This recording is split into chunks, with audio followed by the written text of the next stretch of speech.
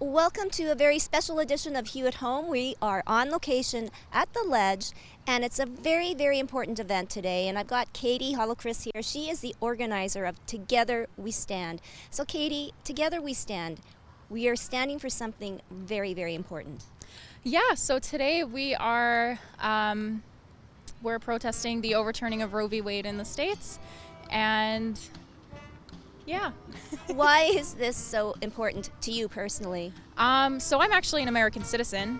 I immigrated here with my family when I was 6, and I still vote in the elections. I still have my citizenship. So I do have that kind of personal tie to it. My family is all back in the States too.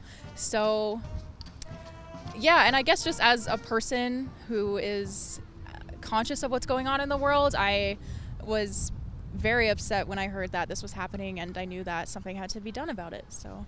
And it's not just for women today, too. No. We stand together for all of the trans and queer folk as well. Exactly, and I think especially when we talk about reproductive rights, it's always focused on women, but even cisgender women, might have issues with their reproductive systems, and that's fine too.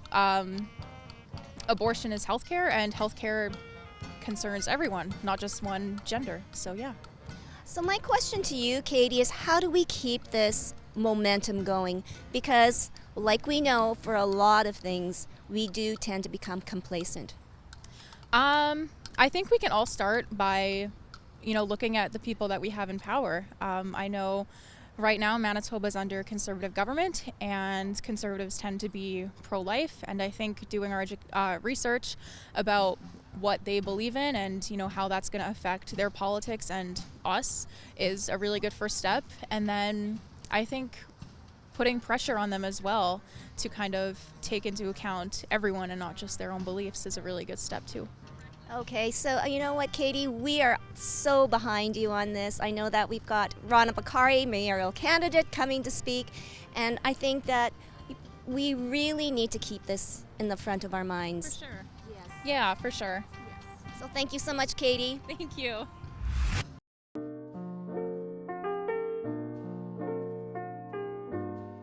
Girl, you know what's up. Ooh, say what, say what, say what. Girl, you know what's up. Ooh, say what, say what, say what. Girl, you know what's up. I'm digging you. I'm hitting you. Girl, you know what's up. Say I'm digging you, and I'm holding you. Tell me what's up. Tell me what's up.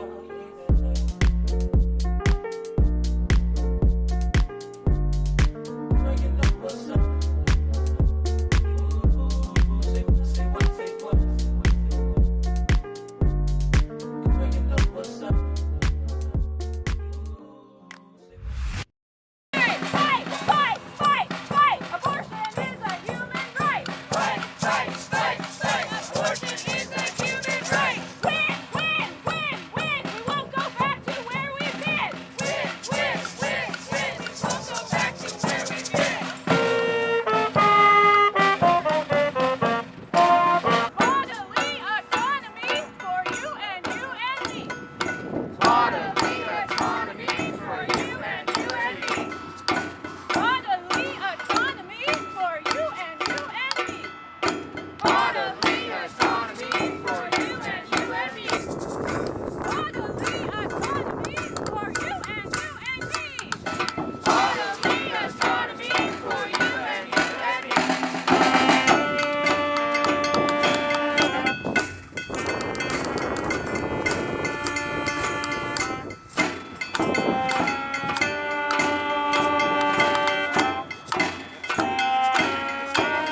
No pro-choice.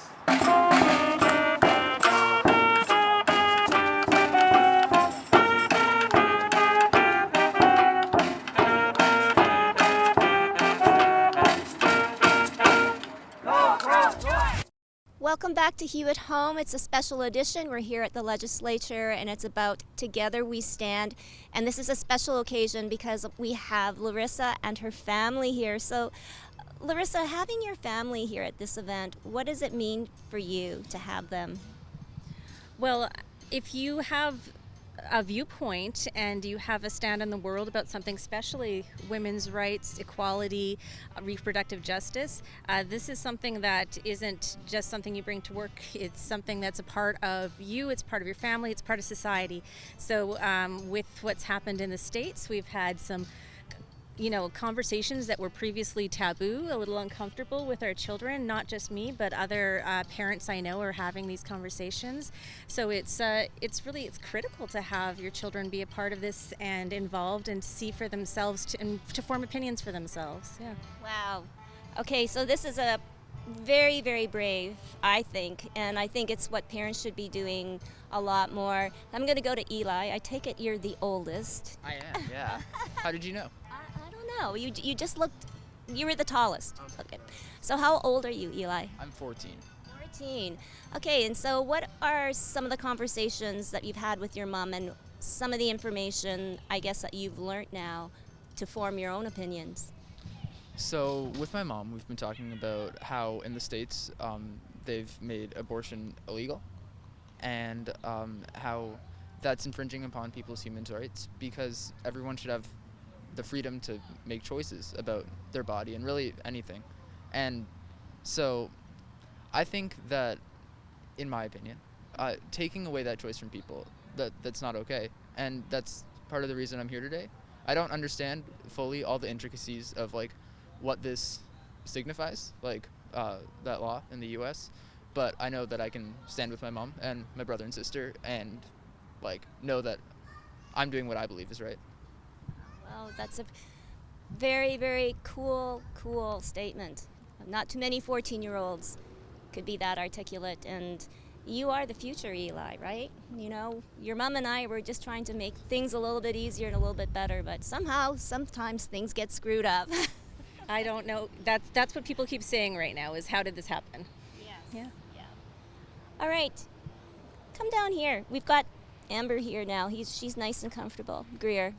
I know. So you're the middle guy? Yeah. Yeah. I'm also the favorite, obviously. Oh, yeah, obviously, yeah, because you are pretty cute. But how old are you? I'm 11. All right, 11 years old. This is pretty heavy stuff.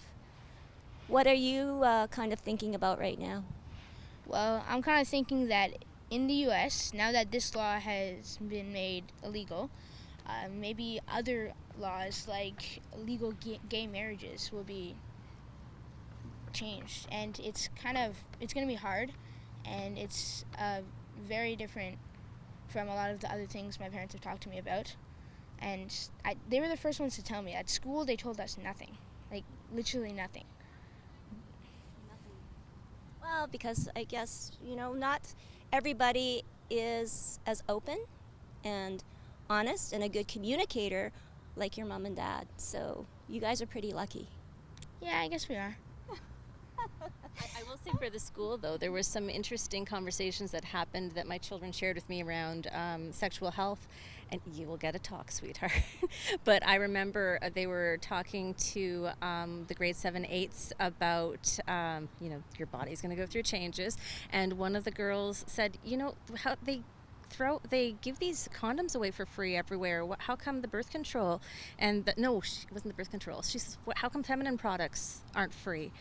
And the teacher said, that is an excellent question, and you keep going with that, and you are going to change the world because this is a health issue. Why aren't they free? So that was a good conversation they had. All right, so Sage, actually you're pretty good on those little congas there with the band. Yes. All right, so like I said to your brother, he's the future. I think, young lady, you are the future for women. So, in your wisdom, Sage, everything that your mom and dad have talked to you about, what ideas have you come up with this? Well, that maybe when I'm older, I will stand up, because if these laws do change, then more and more people will get mad. But then people can fix this if they help each other more. Yes. Well, and it was so great to have all of you here. Just being here with your mom, does it make you feel proud too? A little bit like you're making a difference? Well, yeah, because it's much better to be like supporting now, so that you can change the future. And maybe she will be our next mayor. Well, thank you so much to Larissa, Eli, Sage, and Greer, and of course Amber. But Amber isn't saying too much right now, but I know that she has all of the support here, and just thank you so much. You have a beautiful family.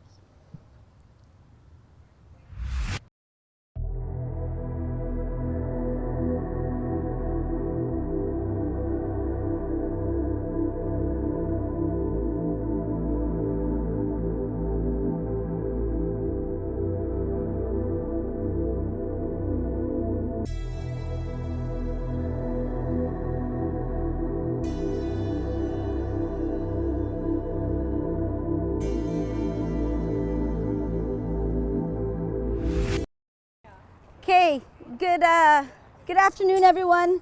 My name is Rana Bokhari. I just want to acknowledge we're on Treaty 1 land, home of the Dene, the Oji Cree, the Cree, and the Red River Métis.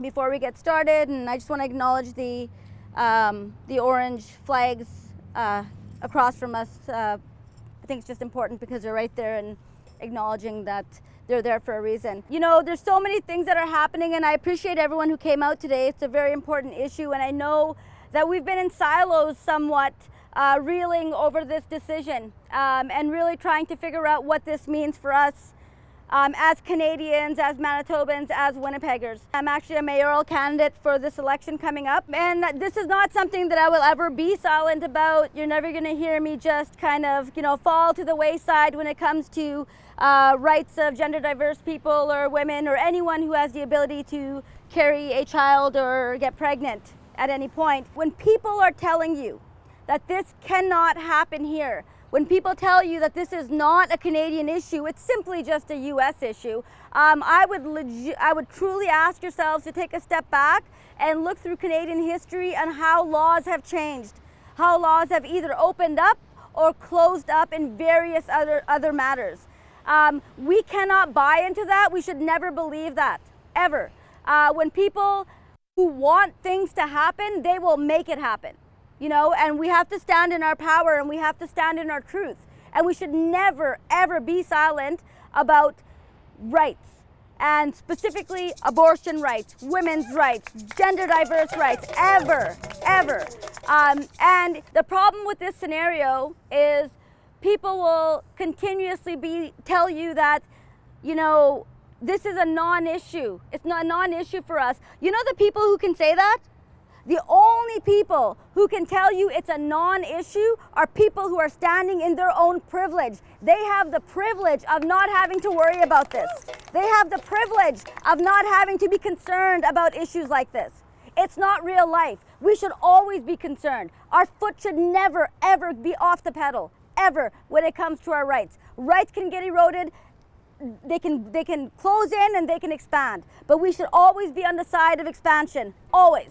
I want to just acknowledge everyone who's here today. I get it. I understand. I've been reeling. I don't think there's anyone who hasn't at least had a second guess about what's actually happening across the border. I actually, to be honest with you, 5 years ago, if someone told me to come to the legislature in a sari, my headdress, and be all decked out, I would be, no, I'm going to go put on some shorts and some jeans.